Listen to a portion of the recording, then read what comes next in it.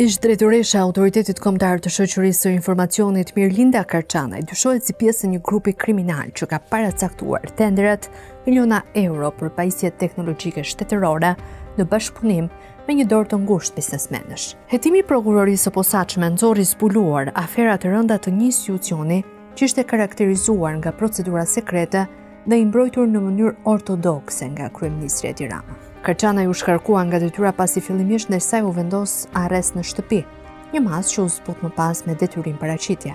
Por trashëgimia e ngritur gjatë 10 viteve që ajo drejtoi Akshin duket se ka krijuar rrënjë aq të forta sa është vështirë të ndryshojë shpejt, edhe pse ndryshoi kuadri drejtues i institucionit. Për disa muajsh, Agjencia Kombëtare e Shoqërisë së Informacionit ka shpallur një procedurë tenderuese me fond limit mbi 2 milionë euro për mirëmbajtjen e sistemit të thesarit të shtetit.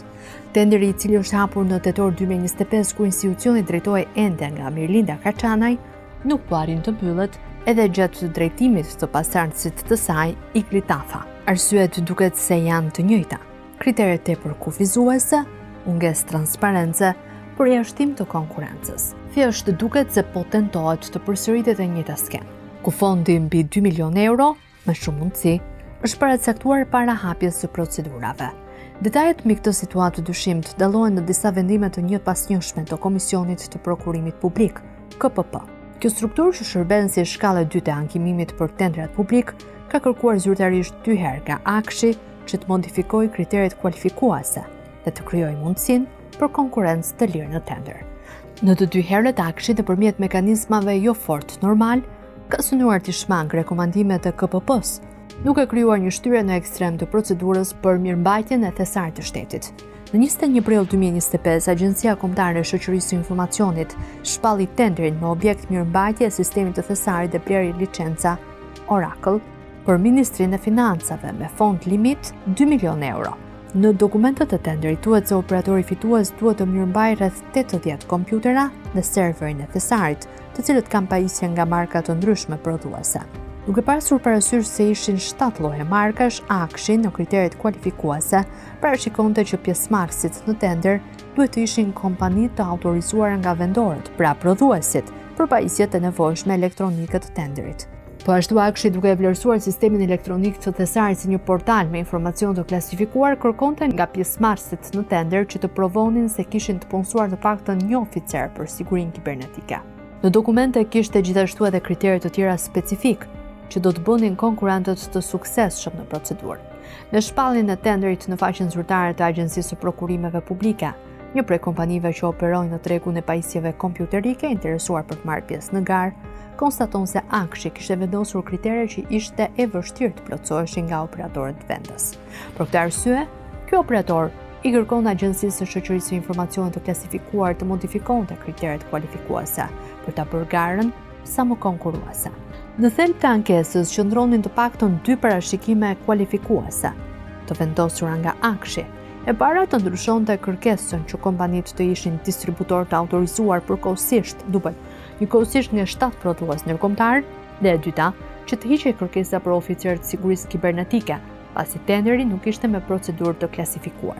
Akshi, i cili drejtohej në ato kohë nga Karçanaj, pasi shqyrtoi këto kërkesa, vendosi rrëzimin e tyre dhe nuk pranoi modifikimin e kritereve kualifikuese, duke u treguar i vendosur të procedonte me tenderin. Atëherë kompania u drejtua Komisionit të Prokurimit Publik.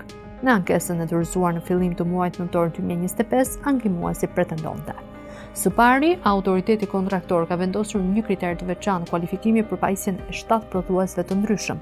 5 pajisje janë të prodhuesit Oracle, 4 pajisje janë të prodhuesit Dell, 2 janë Netgear, 2 janë prodhues Huawei dhe 2 janë nga Fontinot, ndërsa 53 pajisje janë të prodhuesit Cisco.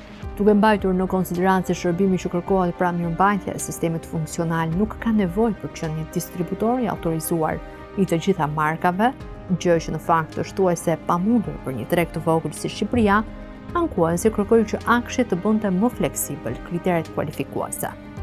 Sipas ankimuesit, Akshi duhet të ndryshonte parashikimet duke përcaktuar në kriteret kualifikuese se operatori ekonomik duhet të ketë marrëdhënie partneriteti me vendorët për pajisjet sipas listës së përcaktuar në specifikimet teknike të tenderit. Në vlerësimin e kompanisë ankimuese në këtë mënyrë hiqej kriteri tepër kufizues i distributorit të autorizuar dhe çliroi gara duke vendosur termin marrëdhënie partneriteti. Së dyti, kompania ankimuese vuri në dijen një akshin se procedura për mirëmbajtjen e sistemit të thesarit nuk ishte e klasifikuar nga Autoriteti i Sigurisë Kibernetike. Për këtë arsye, në vlerësimin e kompanisë ankuese, kriteri për rekrutimin e të paktën një oficer të sigurisë kibernetike ishte i panevojshëm. Në 3 shkurt 2026, Komisioni i Prokurimit Publik i gjeti të drejta një pjesë të pretendimeve të kompanisë ankuese, duke përfshirë edhe 2 pikat e përmendura më lart. Në 13 mars 2026, Akshi publikoi shtojcën e ndryshuar, por që rezultoi se nuk kishte reflektuar asnjë prej ndryshimeve thelbësore të kërkuara nga Komisioni i Prokurimit Publik. Në këto kushte, KPP, me një vendim të datës 30 mars, vendosi që të mos lejoj autoritetin kontraktor, pra Akshin, për të vijuar procedurat e tenderit 2 milion euro, derisa të kryen modifikimet përkatëse. Në 2 prill 2026, Akshi njofton Komisionin e Prokurimit Publik se ka kryer disa nga modifikimet e kërkuara prej atij institucioni. Megjithatë, shkresa informuan se ka edhe një paragraf i cili duket se është një manovër për të shmangur ndryshimet e nevojshme. Duke qenë se autoriteti kontraktor është i paqartë lidhur me elementet konkret që konsiderohen të pareflektuar, lutemi nga ana juaj të na qartësoni cilat janë elementet e pazbatuar të vendimit numër 189 fraksion 2026, në mënyrë që autoriteti kontraktor të zbatojë me përpikmëri vendimet e sipërcituara. Thuhet në korrespondencën që Akshi drejton KPP-s. Komisioni i Prokurimit Publik, duke parë vendosmërinë e Akshit, i kujton këtij institucioni jo vetëm detyrimet ligjore për përcaktimin e kritereve konkurruese në tendera, por edhe penalitetet në rast se autoriteti kontraktor refuzon zbatimin e vendimeve të KPP-s. Paralelisht me komunikimet, Akshi dhe KPP në çështje rikthehet edhe kompania ankimuese, e cila kishte iniciuar gjithë këtë proces. Në një ankim të ri të dorëzuar në fund të marsit 2026, ankuesi konstaton se Akshi nuk ka kryer asnjë nga modifikimet e detyrueshme nga Komisioni i Prokurimit Publik, dhe se tenderi 2 milion euro vijon të ketë të njëjtat kritere, të cilat i konsideron diskriminuese. Në këtë ankim të ri, kompania interesuar përmend edhe disa situata që lidhen me aktualitetin hetimor ndaj Akshit. Akshi është plotësisht në dieni të faktit se përdorimi i pajustifikuar i elementeve të klasifikimit nuk përbën thjesht një çështje interpretimi administrativ, por një praktikë që tashmë është vënë në vëmendje të organeve kompetente të hetimit, përfshirë edhe strukturën e posaçme kundër korrupsionit dhe krimit të organizuar, si pjesë e një shqyrtimi të thelluar mbi abuzimin me mekanizmat e sigurisë dhe klasifikimit. Ky paragraf në ankim i referohet qartësisht hetimeve që po zhvillohen nga SPAK për ish-drejtoreshën Mirlinda Kaçanaj, ish-zëvendësin e saj Hava Delibashi dhe disa biznesmen shqiptar. Gjithashtu ankimuesi sjell në vëmendje të Komisionit të Prokurimit Publik se tenderi i zhvilluar nga Akshi nuk është sekret, siç është përcaktuar nga autoriteti përgjegjës, Autoriteti i Sigurisë Kibernetike, e për këtë arsye nuk është e nevojshme që të ketë kriter kualifikues punësimi të një oficer të posaçëm për këtë çështje.